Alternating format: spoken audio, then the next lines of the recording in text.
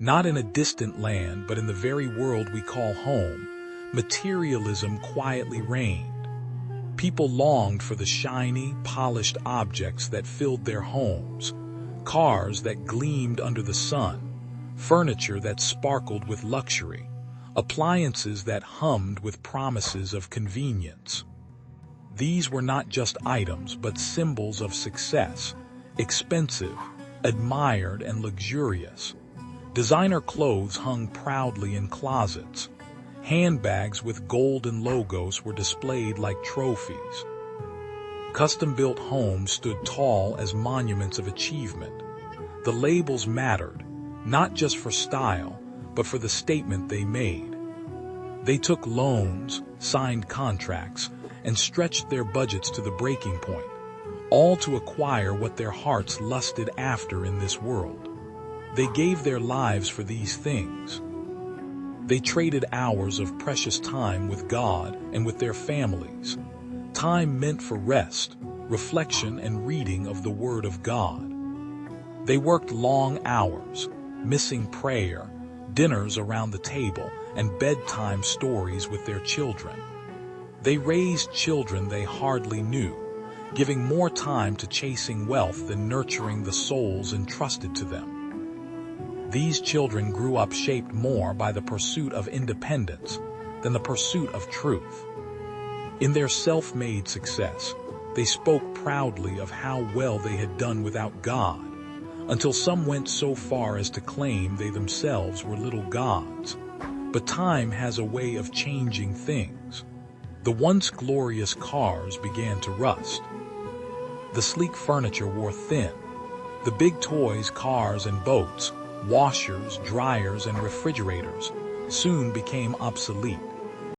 What once embodied success and durability now sat abandoned, forgotten in the corners of a junkyard. And here, the story truly began. In the silence of decay, these objects spoke. The refrigerator, once a symbol of convenience, told of meals preserved and joy shared, but now stood cold and broken, its doors creaking with age. The washing machine remembered countless loads, late-night spins, and family moments, but its motor had failed. The car, once vibrant and fast, now sat rusting and silent. It had taken families to vacations, school, and work, but its tires were flat, its interior threadbare. Each item shared how it was once cherished, but now discarded and forgotten. Their owners had sacrificed so much to acquire them, yet even the most prized possessions had lost their value. These treasures had become relics of an age that thought they would last forever.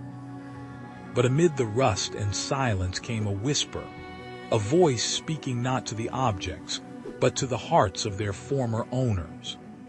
A voice pointing to a different kind of treasure, one that never fades, never breaks, and never rusts. Do not lay up for yourselves treasures on earth, where moth and rust destroy, and where thieves break in and steal.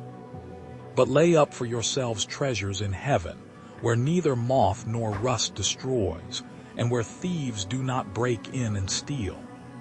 Matthew 6:19 and 20.